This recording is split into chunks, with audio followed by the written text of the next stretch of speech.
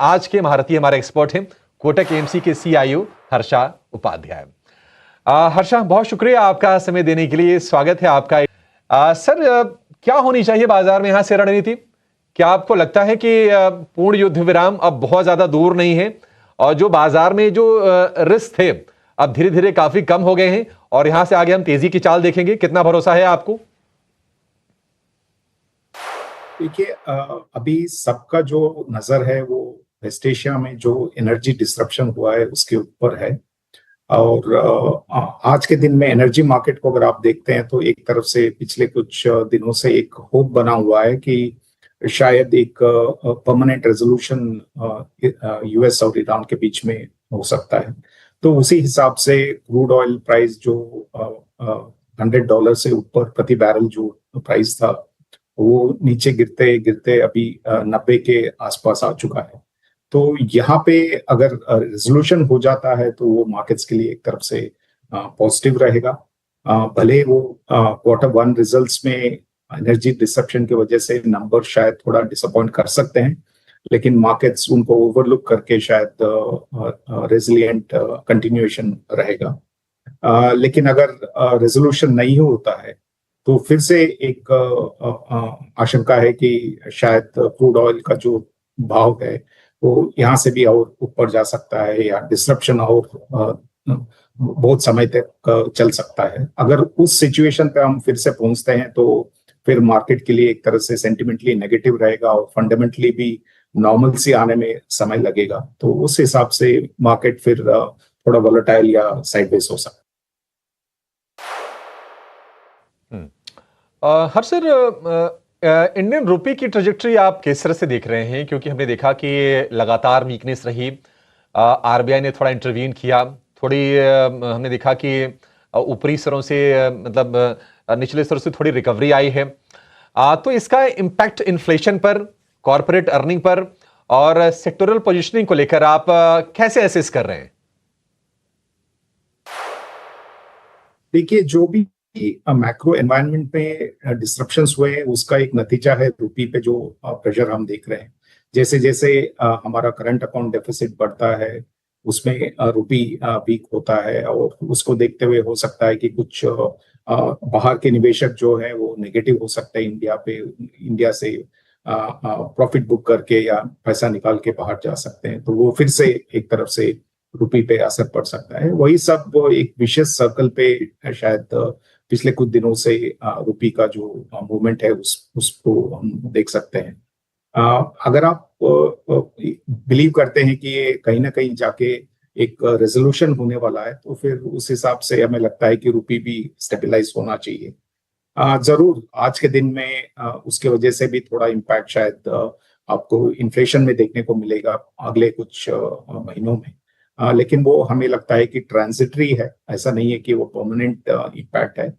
उसी तरफ अगर आप नतीजे भी देखेंगे, कॉर्पोरेट नतीजे, वहां पे भी इतना बड़ा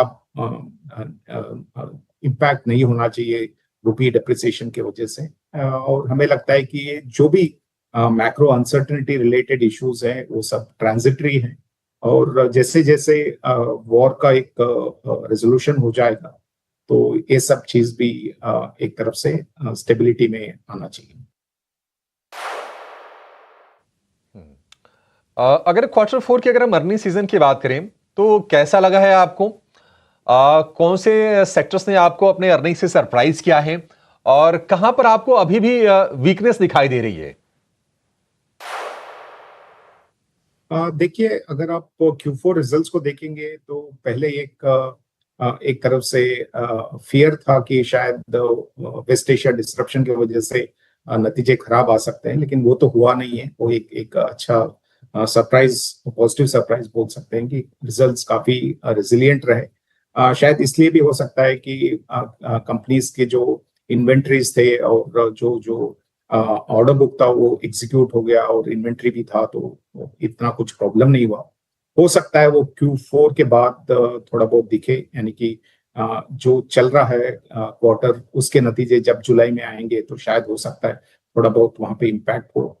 लेकिन ओवरऑल हमें लगता है कि Q4 का जो इम्पैक्ट हुआ है वो एक पॉजिटिव हम बोल सकते हैं, और डिसअपॉइंटमेंट्स इतने ज्यादा नहीं दिखाई दिए। और क्लियरली अगर हम सेक्टर्स की बात करें जहां पे हमें कॉन्फिडेंस है कि एक बार डिसरप्शन खत्म होने के बाद अर्निंग्स ग्रोथ फिर से मिड टीन्स की ओर हो सकता है, वो सेक्टर्स हैं आपके banking and financial services, automobile sector, power sector, capital goods.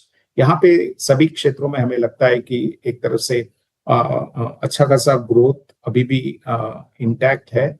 और अगर ये अगले कुछ हफ्तों में या दिनों में निपट जाता है तो जरूर आपका फाइनेंशियल ईयर 27 का जो अर्निंग्स एक्सपेक्टेशंस है वहां पे ज्यादा कुछ नेगेटिव्स नहीं होना चाहिए।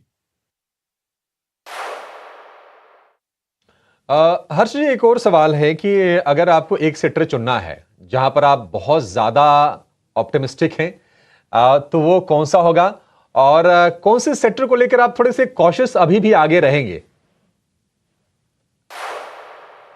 एक्चुअली अगर आप हम मार्केट को देखते हैं तो ऐसा कोई एक्सट्रीम पोजीशनिंग और एक्सट्रीम एक्सपेक्टेशंस कहीं पे भी नहीं रहा है। तो उस हिसाब से हमें नहीं लगता है कि कहीं पे भी बहुत ज्यादा मिसमैच है एक्सपेक्टेशंस में। लेकिन हमें लगता है कि बैंकिंग एंड फाइनेंशियल सेगमेंट जो वॉर से पहले काफी लोगों का एक ओवरवेट स्टांस था वहां पे, वो शायद पिछले 2 महीने डिसरप्शन के वोलेटिलिटी में शायद कुछ खास हुआ नहीं है। लेकिन जैसे जैसे वोलेटिलिटी मार्केट में कम होगा, हमें फिर से लगता है कि इस सेक्टर में फिर से एक तरफ से पॉजिटिव मोमेंटम आना चाहिए, और वहीं पे हमारा एक ओवरवेट स्टांस भी है पोर्टफोलियो। सर, अगर हम पीएसयूज की बात करें, डिफेंस की बात करें, मैन्युफैक्चरिंग कंपनीज की बात करें, तो ओवर द ईयर हमने काफी री रेटिंग देखी है। और क्या आपको लगता है कि Q4 के अर्निंग्स के बाद अभी भी अपसाइड की गुंजाइश है इन थीम्स में? देखिए, हम पीएसयूज को ओनरशिप के हिसाब से डिफरेंशिएट नहीं करते हैं, क्योंकि हर एक का अंडरलाइंग बिजनेस सेगमेंट अलग होता है, हर एक का वैल्यूएशन अलग हो सकता है, ग्रोथ मोमेंटम अलग हो सकता है।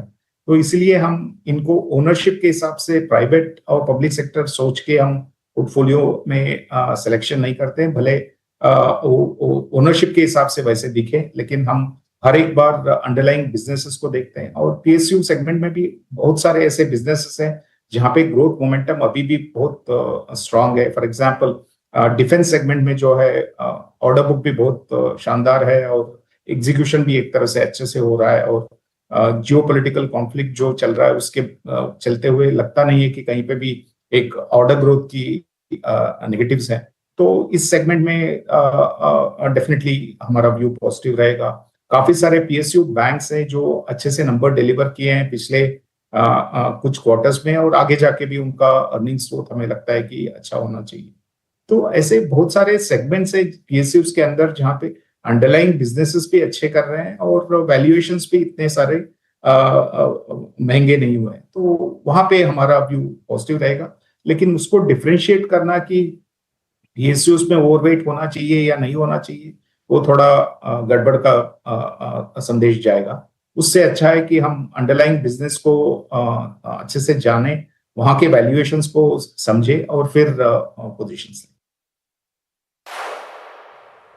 ठीक है हर्ष जी, बहुत शुक्रिया, आज आपने समय निकाला और विस्तार से मार्केट के ट्रेंड्स को लेकर, सेक्टर्स को लेकर आपने हमसे बातचीत की और हमारे दर्शकों का मार्गदर्शन किया आपने।